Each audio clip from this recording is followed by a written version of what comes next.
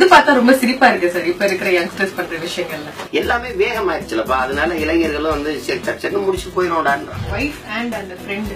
அது எப்படி சார் ஒரு ஆண்மகனால அதை எப்படி கரெக்டா கொண்டு போக முடியும்? தன் உயிர் துணையவே நேசிக்க தகுதியற்ற ஒருவன் எப்படி உலகத்தை நேசிப்பான்? சீமான் சாருக்குள்ள எந்த அளவுக்கு ஒரு காதல் மான் இருக்காங்க? ரோசா பூ சின்ன ரோசா பூ.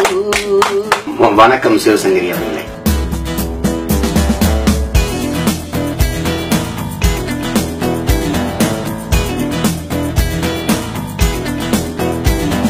முக்கியமா ஆண்கள் சிலது இப்ப பொண்ணு ஒரு டவுட் கேட்குறேன் சார். கல்யாணத்துக்கு முன்னாடி வந்து பாத்தீங்கன்னா ரொம்ப ஜாலியா ஹாப்பியா இருக்காங்க ஆண்கள். கல்யாணத்துக்கு அப்புறம் மட்டும் ரொம்ப புலம்புற மாதிரி இருக்கு. என்ன சார் அது? கல்யாணத்துக்கு முன் கல்யாணத்துக்கு பின் ஏன் இந்த மாற்றம் ஆண்கள்? முதல்ல காதலிக்கும் போது நான் வந்து 1 லட்சம் சம்பளம் வாங்குறேன் தெரியுமா, நான் எனக்கு அந்த வங்கியில இவ்வளவு வச்சிருக்கேன் தெரியுமா, எனக்கு அது பிடிக்கும் தெரியுமா, அப்படி பிடிக்கும் பெரிய அது என்ன சொல்றது, நம்ம தம்பி சொல்ற மாதிரி பிழா வருது. அது காதலிச்சு கல்யாணம் பண்ணோன்னா படுக்கையில கொட்டை விட்டோன்னு எந்திரிச்சு அந்த பொண்ணு தூங்க இந்த பாவி கொட்டை விடணும்னு சொல்லவே இல்லையே அப்படின்னு வருது பாருங்க. பல்லு விளக்காம காப்பி பிடிக்கிறது, அது தூங்கி எந்திரிச்சோன்னா எவன் மூஞ்சி அசிங்கமா தான் இருக்கும். அந்த மாதிரி ஒரு தடவை காதலிக்கிற காலத்துல வாழும்போது குறைகளை பார்க்கும்போது கசந்துருது. அதுதான் பிரச்சனை. அதனால நம்ம வெளிப்படையா பேசி உண்மையை பகிர்ந்து கொள்வது, நான் இப்படித்தான், இது எனக்கு இவ்வளவுதான் வருமானம், நான் வந்து எனக்கு இரவுல சரியா தூக்கம் வராது, இல்ல காலையில தூங்குவேன், எனக்கு இது பிடிக்கும், உணவுல இது பிடிக்காதுன்னா அப்ப அடப்பாவி இதெல்லாம் சொல்லவே இல்லையே அப்படின்னு வருது பாருங்க.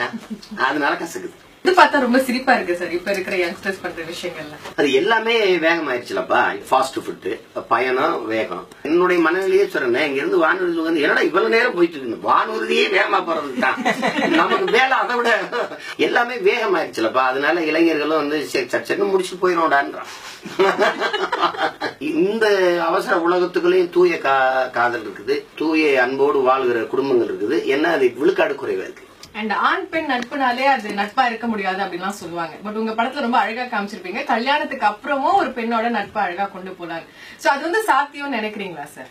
அந்த மாதிரி சட்டை போடாத, இந்த மாதிரி சட்டை போடு, ஏன் இவ்வளவு கத்தி பேசுற, அது உடல்நலத்துக்கு நம்மள அன்பா அந்த அந்த அந்த அன்பை நம்ம புரிந்து கொள்ள முடியுதுல்ல. அது தொலை தூரத்துல இருந்து யாரு சொன்னாலும் ஒரு ஈடு இணையற்ற பாசம் இருக்குது. அது அதனால அது இல்லைன்னு எப்படி சொல்றது?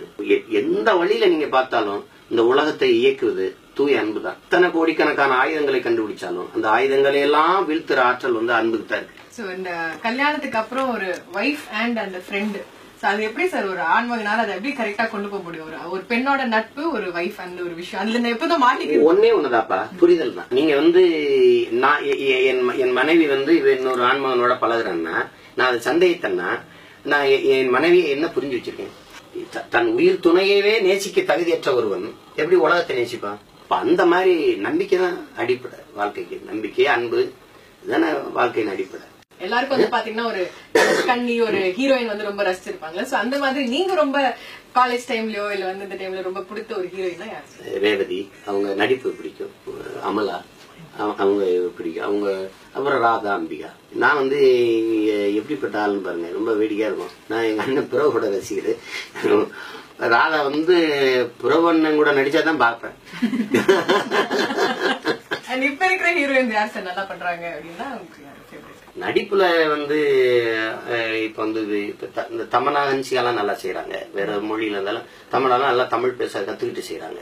அந்த மாதிரி இருந்த நடிகைகள் வந்து ராதிகா, குஷ்பு, அவங்க எல்லாம் ரொம்ப சிறப்பா ஒத்துழைப்பாங்க, நல்லா நடிப்பாங்க. அவங்க நயன்தாரா வந்து நடிப்பு இதெல்லாம் நடனம்லாம் இன்னும் நிறைய பண்ணோம். அதுல அசீன் அவங்களுடைய நடனம் சிறப்பா செய்வாங்க, நடிப்பு இதெல்லாம்.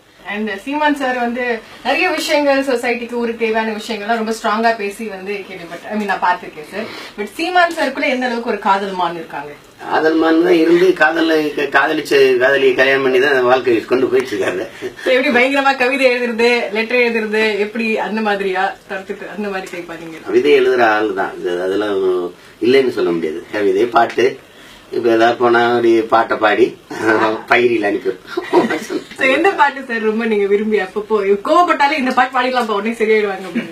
கண்ணாடி பாக்கையில அங்க முன்னாடி ஒம்மோகந்தான், கண்ணே நீ போகையில கொஞ்சம் கொலுசா எம்மனந்தான், நிழலுக்கும் நெற்றி சுருங்காம ஒரு குடையாக மாறட்டுமா, ரோசாப்பூ சின்ன ரோசாப்பூ.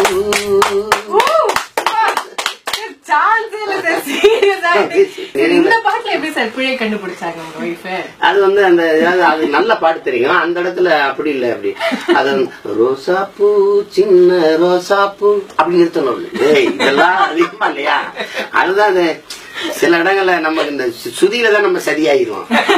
அங்க அதனால நான் போறதே இல்லை. சோ காதல் அப்படின்னாலே பசங்க இப்பெல்லாம் வந்து பாத்தீங்கன்னா I love you, I miss you இங்கிலீஷ்க்கு போயிடுவாங்க. என்னதான் வந்து பாத்தீங்கன்னா அவங்களுக்கு இங்கிலீஷ் தெரியுதோ இல்லையோ, லவ்னு வந்தா மட்டும் இங்கிலீஷ்ல அப்படியே பயங்கரமா கூட்டும். பட் தமிழ்லயே ஒரு சூப்பரான வரிகள் இருக்குப்பா, கவிதைகள் இருக்குப்பா அப்படின்னு ஒரு 2 லைன் சொல்லணும். உன்னை மறக்க உறங்கினேன் கனவில் நீ.